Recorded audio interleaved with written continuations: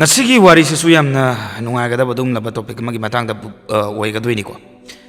ꯅꯨꯄꯤ ꯑꯣꯟꯒꯤ ꯌꯥꯗꯕꯒꯤ ꯃꯥꯒꯤ ꯐꯦꯃꯤꯂꯤ ꯄꯨꯝꯕꯗꯨ ꯂꯣꯏꯅ ꯍꯥꯠꯇꯣꯛꯑꯝꯕꯒꯤ ꯋꯥꯔꯤ ꯑꯃꯈꯛꯅꯤ ꯀ꯭ꯔꯥꯏꯝ ꯁ꯭ꯇꯣꯔꯤ ꯑꯃꯈꯛꯅꯤ ꯃꯌꯥꯝ ꯇꯥꯕꯗ ꯉꯛꯄ ꯐꯥꯎꯒꯅꯤ ꯍꯥꯏꯕ ꯊꯥꯖꯩ ꯑꯗꯨꯅ ꯋꯥꯔꯤꯁꯦ ꯂꯣꯏꯕ ꯐꯥꯎꯕ ꯀꯃꯥꯏꯅ ꯇꯧꯒꯦ ꯍꯥꯏꯕꯗꯨ ꯃꯌꯥꯝ ꯄꯨꯟꯅ ꯇꯥꯃꯤꯟꯅꯔꯒ ꯃꯌꯥꯝ ꯄꯨꯟꯅ ꯈꯪꯃꯤꯟꯅꯁꯤ ꯅꯨꯄꯥ ꯑꯃꯈꯛ ꯂꯩꯔꯝꯃꯤ ꯃꯍꯥꯛꯁꯤ ꯍꯣꯃꯣꯁꯦꯛꯁꯨꯑꯦꯜꯅꯤ ꯃꯌꯥꯝꯅ ꯒꯦ ꯍꯥꯏꯔꯒ ꯈꯪꯅꯕ ꯑꯗꯨ ꯑꯣꯏ ꯃꯔꯝ ꯑꯃꯗꯒꯤ ꯃꯍꯥꯛꯅ ꯅꯣꯡꯃꯗꯤ ꯃꯥꯒꯤ ꯃꯄꯥꯗꯒꯤ ꯒꯟ ꯂꯧꯗꯨꯅ ꯃꯥꯒꯤ ꯏꯃꯨꯡ ꯄꯨꯝꯕꯗꯣ ꯍꯥꯠꯇꯣꯛꯂꯝꯈꯤ मागी मपा ममा मागी सिस्टर अदुगा मबोकसु यावना तमथीना हलमखी माक चही कुन खक्ता सुबदा ngairi अदुगा चही कुन सुरबा मिसक अमगी वाखलोंदा करी पेंदबा लेबना अदुगुमलबा तमथीरबा खोंथांदो थांगिबनो वारी सिदा यावरिबा थौंग सिंगसि ताबदा अकीबा अमदी अंगकपदो पोकनिंगाय ओय असुमना इमुंग अमबु हालमबगी वारिसि ताबदा Haryana हारिबा मफमसिदा Pawase खंगदबा तादबा अमता लेनरमदि मियाम पुंबा ngaknakhi ngasi warisa अभिषेक मालिक कौब नुपा अमखक्किनि मागी वारिसि कमायना तौबनो कमायना ओइरखिबनो हायबदो मैम पुनः तारगा लोइना खंगमिनागदोइने दुदि वीडियो सिबु लोइफाव येंबियो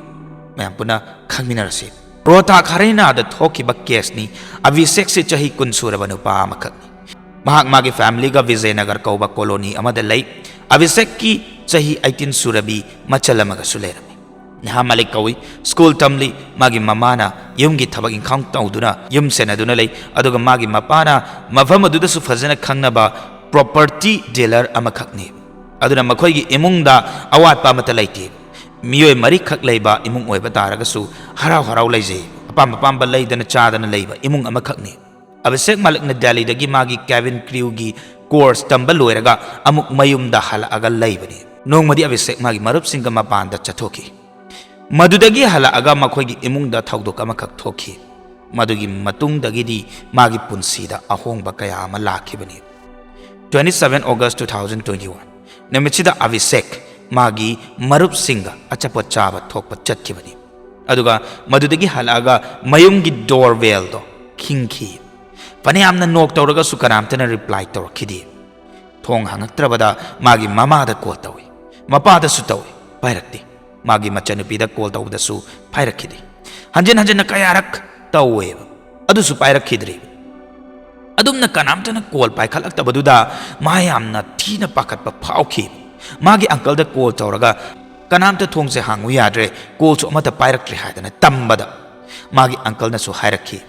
थोंगदो थुगाइरु हायदना अदुमना महाकना थोंगदु नमदना थुगाइरगा चंगलखि माना चंगकपदा मपा तुमदुना लेरबा उखि अदुबु खरा नक्सना येंगबददी ई चेंथरकपा थेंगनखि खरा अमुक चंगसनदुना येंगबददी मपागी मकोक्ता नोंमै मरु अनि पानखिबगी असोकपुदो उखि हायबा तारे मदु उबदा पाखतना ममा थिरकपदा किचन रोमदा लाखि मदुदसु ममादो तारगा लेरमखि अदुमना मपाबु हालमनब मतुंगदा अदुमना मागी ममादुसु कनागुमना सुत तौदुना हालमखि मागी ममा मपा अनिमकपु अदुक्तम थिबा फिबमदु उवददी माकति करी तौगनी हाबदु खंखिद्रि मचनुपीगी मनाक्ता बेडरूम रोमदा लाकपदा मागी मचन अमदी मबुकपुसु हातोकपिरमखि मा करी वरमगनी नोंमदा मालिक फैमिलीगी मखोय मरी हातोकपिरमखि अभिषेकना मागी मचंदु सोर होली हाबा खंगलकपदगिदी मागी अंकलदा कॉल तौरगा हॉस्पिटलदा पुखतनबा कौखि अदुबु लाइबक थीबदी 29 August ता नेहा हॉस्पिटलदा लैखिदि फैमिली असिदा अवातपा मत लैबनति हाइजख्रे अदुगा पुलिस तसु प्रेशर कया अमा लाखि मी हाटपदो थियु मरालगी चराक फंगालु हाइदन मखा तारकपोइना पुलिस की टीम मालिक फैमिली की युमदा लाखि अदुगा क्राइम सिंदुबु फजने एग्जामिन छु तरुकि मखोइना क्राइम सिंदुदा 5 बुलेट सेल फंकी मरु अनिना मागी मपागी मकोक्ता पालंकी अमना ममादा अनि अमना मागी मचल अमदी मबोक्ता बुलेटुदगी अहेनबा अतोपा एविडेंस अमता युमदुदगी फंखिदि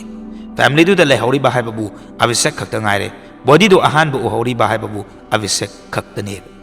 अदुना पुलिसना मंगोदा वहांग खरा हंगबा पामबनि मागी इमुंग मनुंग दो काइनखिबा ओइबना महाक्ति सोक चटलगा या वाखल यामना नुंगाइथना लेरमखि हाबा तारे अदुबु थौरम पुंबा लोइखरब मतुंगदा पुलिसना अभिषेक पु कौदुना हंगबा हौरमखि मखोइना हंगखिबनि सुमाइना महाक्तु मर्डर तौबा मतमदा कदाइदा लैगे हाइदन मदुदा महाक होटल अमदा मागी मरुपसिंगा पार्टी तौबगी चटली हाइदना खुमखि पुलिसना सीसीटीवी चेक तौब मतमदसु महाक होटल अदुदा लाकपगी फुटेज उब फंकी मदुदा मंगोंदा चिंगनबदी कोअमकी अदुबु सुम वहंग पहुंग चथरप मतमददी मागी मोंग मतौ बॉडी लैंग्वेज उब फंकी अभिषेक नुपानी अदुबु महाक नुपीगी मवोंगदा एक्ट तौब उरखी येंगबदा अदुम नॉर्मल ओइबा वानी गे ट्रांसजेंडर टोमबॉय मखोइगी बिहेवियर वा खुंगांगदा अदुम खेनबा अखोइना उब फंगी अदुबु मागी सिद्दी तोंगानबा मवोंग अमा उबगुमना तौवे अदुमाइना तोंगानबा मवोंग मा उबदगिदी पुलिसना मखोइगी युम थंगनबदा हंगदो अमखी मदुदा खंगबसु ngamki मदुदी नमित खरनिगी ममांगदसु मखोइगी इमुंगदा खना चेनबा थोई हाइबा अदुसु अभिषेककी मोंग मतौदो उरगा अदुगा टोइनसु मोइगी युमदगी कन्ना लाउरगा खनबगी मखोलसु तायना हाइरी पुलिसना चिंगनबदी फैमिली दुगी मी मरीदी हालमलगा करिगी अभिषेक पुना हालमद्रिनो खनबनी अदुगा मादी अमु युमदा लैतबनीना थेंगनदबगी हातबनी खल्ले मीरसु हाइनबद हाइबतारे अभिषेक की मपासी मफम अदुदी यामना पावरफुल ओइबा मिसकनी हाइदना खंगनबनीना बिजनेस की मतांगदा यानदब लैबगी मीना हालमबसु याय कायना खनबदुनी बतौरिसे हालम बतारगदी बिजनेसमैन की मचानुपानी हाटपदी अभिषेक सु हाटपे यायदना असिगुम लबा चिंगनबा मयाम सिना अभिषेकता हेने हेना चिंगनबगी मचाक अमसु ओहेल्ले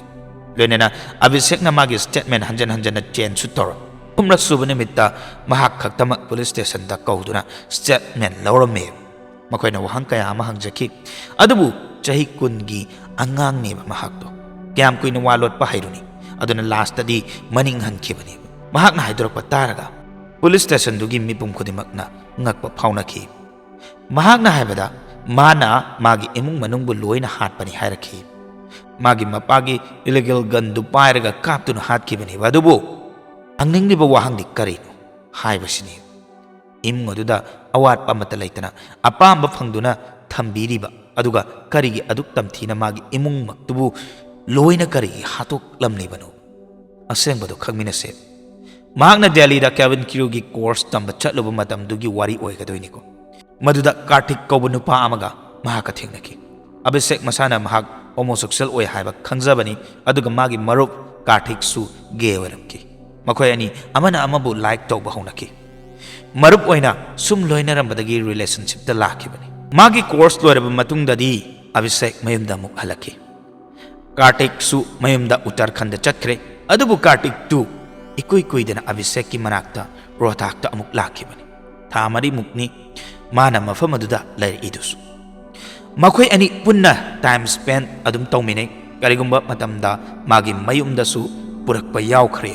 मागी ममा मपाददी बेस्ट फ्रेंड नि हाय मखोयना खंगदनबा हायदना अदुम लैमिनबा मागी मयुमदा लेकपसु यावखरे अदुबु नोंगमदि कैदौगे हाबबु अभिषेक की मनाउपीना मखोय अनिदु फिबम चादना थेंगनरमकी मदुदा निहानसु मागी मयामबसी गेनि हायबा खंखिबनी निहाना मपादा चतुना पुमनमक्ता नोंकी वारी पुंबा इमुंगना खंगबदगिदी कमायने हैंडल तौगनी हायबा खंगनरमदि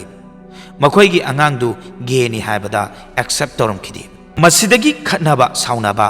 चैबा ngang kaya ama tawkhre makhoigi mabok pasu kauki laga abisek bu gyan tanaba ngangu law haidana magi mapana su thinki kartik ka amukhana unaba yararoi amadi kartik na su mafam asida lakpa yararoi haidana maram sungnai leitana mapanda thokhanri gari so su lawsankhre adumna imungi fivam aduki matik soklamki nganaba mata yanaramdi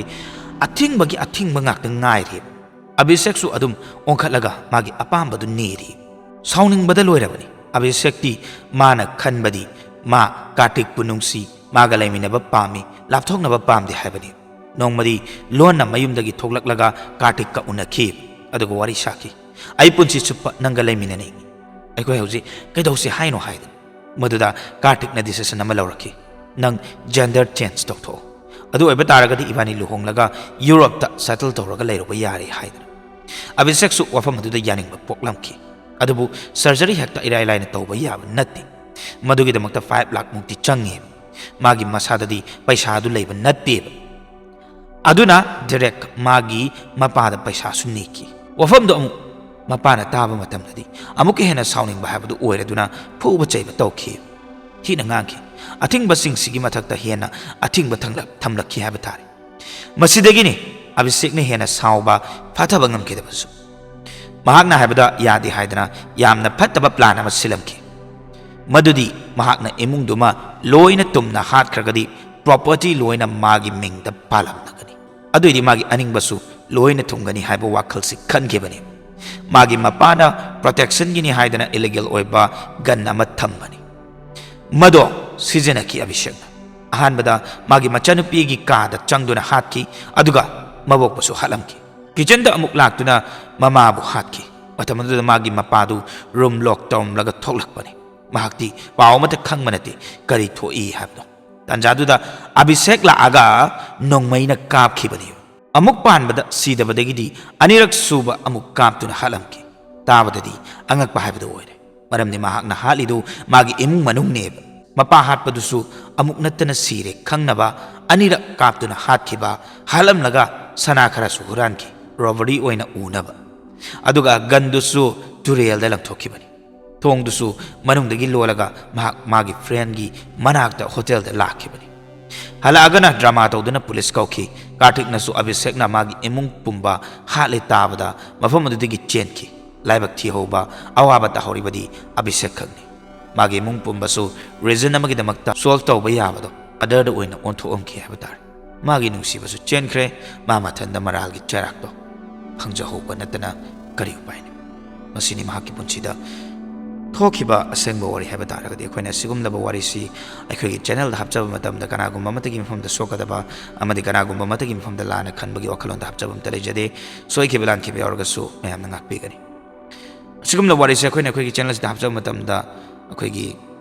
ꯑꯐꯕꯁꯦ ꯂꯧꯁꯤꯟꯕꯤꯔꯦ ꯍꯥꯏꯔꯒ ꯐꯠꯇꯕꯗꯨꯅ ꯍꯨꯟꯗꯣꯛꯄꯤꯀꯣ ꯋꯥꯈꯜ ꯂꯧꯁꯤꯡ ꯒ꯭ꯌꯥꯟ ꯂꯩꯅꯕꯒꯤꯗꯃꯛꯇ ꯍꯥꯞꯆꯕꯅꯤ ꯍꯥꯏꯗꯅ ꯈꯟꯕꯤꯌꯨ ꯑꯗꯨꯗꯤ ꯉꯁꯤꯒꯤꯗꯃꯛꯇꯗꯤ ꯃꯇꯥꯡꯁꯤꯗ ꯀꯥꯏꯅꯔꯁꯤ ꯃꯊꯪꯒꯤ ꯋꯥꯔꯤꯗ ꯑꯃꯨꯛ ꯅꯨꯡꯉꯥꯏ ꯅꯨꯡꯉꯥꯏꯕ ꯄꯨꯗꯨꯅ ꯂꯥꯛꯆꯒꯦ ꯃꯌꯥꯝ ꯄꯨꯟꯅ ꯑꯗꯨꯗ ꯑꯃꯨꯛ ꯇꯥꯃꯤꯟꯅꯔꯁꯤ ꯃꯌꯥꯝ ꯄꯨꯟꯅ ꯑꯗꯨꯗ ꯑꯃꯨꯛ ꯈꯪꯃꯤꯟꯅꯔꯁꯤ ꯌꯥꯏꯐꯔꯦ